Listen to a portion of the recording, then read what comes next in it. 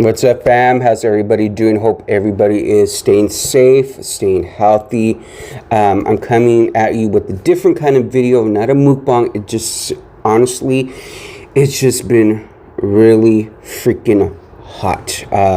Here in California, we've been going through, for the past couple of days, a really bad heat wave and power's being cut off. So honestly, I wanted to come at you with a different kind of video that I wanted to do. But yeah, I wanted to come at you with a different kind of video. I wanted to kind of come on here and share my experience about working in a call center. And the reason why I wanted to discuss this is because a lot of people are, looking for work. This is a difficult time, so it's kind of hard to find work when people are finding work. But it's places like at call centers, customer service work. It may be their first job or maybe the first time working at a call center, customer service type place. So I started working at a call center back in 2013. It was my second job. I was actually prior working at a library. It was a really cool job, it wasn't hard at all. I actually had a relative kind of guide me into applying for this specific job. I'm not going to say the name of the actual company and the company that they had a contract with. I'll just say that it's a major phone company. And so it was really easy to apply. It was just really simple things, simple questions. It actually just took me like 30 minutes. I did have to answer at the end like a questionnaire. Also, it was like a test at the end, just answering simple questions. They gave you questions that pertain to customer service. Like if Jim, was forced with such and such type customer, would you A, B, or C? Did it. Didn't hear anything for about a week, and then I got a call from the HR department, and they wanted me to come in and do an interview. So I went in, did the interview. I was asked questions such as, why do you want to work for the company? What was the best customer service that you ever given? To be honest, at this point in my life, I didn't have a lot of customer experience. I just was honest as I could. My manager at the time, working at the library, she liked me, so I just kind of pertained it to that. If such and such type customer was to come your way, how would you handle situations? That's the kind of questions you get, especially if you're going to an interview for a call center or customer service job. Was nervous. Was a young guy who interviewed me. He was actually one of the managers in the center. He's cool though. I'm sorry, my lips are hella dry, especially with this weather. So if I'm licking my lips like LL Cool J's, because they're dry. So forgive me. So did the interview. The manager, the young guy, showed me around the call center. Let me know where, what this is, what that is. And it was pretty cool. A lot of people. A lot of people. You can expect that. And I know call centers right now, a lot of them are working from home, which is really cool. But at the time, pre-COVID, yeah, usually at a call center, there's a lot of people together. So it's like, okay. So went back and I got some personal questions about myself, what I like to do, my hobbies. And I was just really honest with the guy, just answered as honestly as I could. That's the most important thing. Sorry for the shaking at my desk. That's the most important thing you want to be, is honest. You don't want to give a fake answer. You want to be upfront and honest with the interviewer. And just be you. Just be you. That's the most important thing you can do.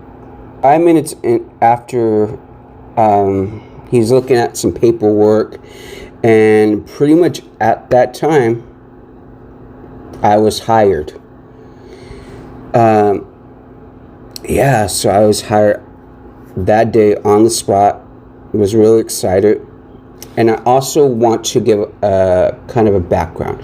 During this time that I got the interview for this specific job, I just unexpectedly lost my mom. And financially I was struggling, didn't know how I was going to make ends meet. It was a bad time. I felt like her spirit was with me, guiding me, protecting me. So yeah, just want to give a little background to that. Okay. Yeah, so like I said, I was really excited to get the position. I started a week later. And I'm gonna be honest, the training wasn't hard. It was like how long was it? Like a 6-week training. It was a lot of computer work, listening to videos, listening to the instructor in a classroom. It was like a classroom type environment.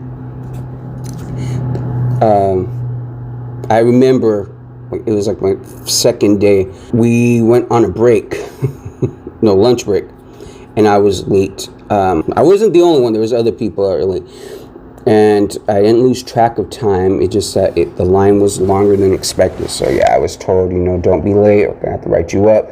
So be careful. You definitely want to follow the rules. My hair looks a mess, y'all. Definitely want to follow the rules. Be on time. But it was cool. I wasn't late ever again. So you gotta be on time. But yeah, it was a lot of listening to the instructor doing tests. I'm gonna be honest, I struggle because test taking is not my forte. It's not easy for me to take tests. So I was at the border, because it's like school. You're either going to pass and go on, or you're going to be held back and pretty much fired. So I was on the borderline, y'all. But my instructor was really cool and really fought for me. So I ended up going on a production. That's what it's called, a production floor. So 6 weeks later, not the greatest, training record, but I still made it on a production. And I was nervous. You have somebody help you. Your manager's there by you, especially if you get a difficult customer. And let me tell you, right off the bat, you get difficult customers. For real. Customers calling, cussing, yelling at you. I can't fix my phone, and my bill's $1,000. Why is it $1,000? I'm like, oh my God. At first I was like, ma'am, are you gonna let me help you? I was that kind of rep, not giving any F's. It was, my managers had to kind of like, okay, gotta keep it professional and calm. So definitely want to, before you start your day, gotta breathe, have a positive attitude, let them know you're gonna put them on a pause for the cause, and get your manager involved. It's definitely something I would recommend if you're going to be starting a call center work. Okay. Yeah, and it's the same thing, kind of like when you're doing training. So you get, my work, you get feedback, you get surveys. You can either fail them or pass them. You don't want to fail a lot of them, and I was failing a good amount of them, like the point where I couldn't move on to like a higher up production. At the point where I either keep failing, I'm gonna get fired. So it was rough. It was really rough in the beginning. But as I started to get the hang of the job, the more surveys I started passing, was considered for manager position. I walked the floors. Basically, you're somebody that helped other reps take escalations. That's people asking for the managers, you know, aka Karens. Can I just speak to a manager? It's difficult work. It really is, because you're getting yelled at a lot. You have that survey hanging over you the entire time. You know, if you're going to pass it, you're going to fail it. So you want to kind of put on an act and be, you know, you have to be extra fake, almost. You know, you want to be real, but you have to kind of be fake, kind of fake the funk, be extra nice. As long as you did everything you can to help the customer, the more you can't be held against you. It's just the customer having a bad day, you know. And the best thing is when they leave feedback, like you can actually listen to it. This customer, Eddie, went out of his way to help me, so I'm going to pass him. Or Eddie did a horrible job. He did not help me with my situation, so therefore I'm going to fail his survey. You know, that part's tough, I'm not going to lie.